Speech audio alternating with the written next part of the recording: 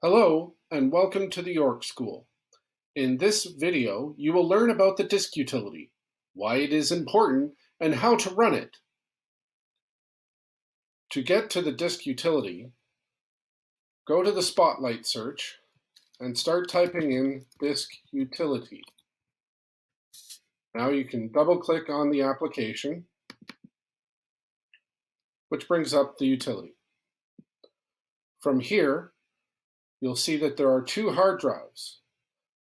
One is the operating system, and the other is where all your data is held. Highlight the one that is your data, and now click First Aid,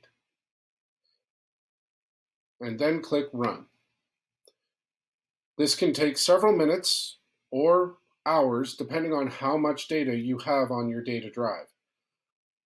What this is going to do is it's going to check permissions and the file structure on the hard drive to make sure that everything is the way it should be. Once it is done,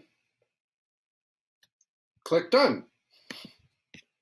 And now you're ready to move on to the next phase of the onboarding process.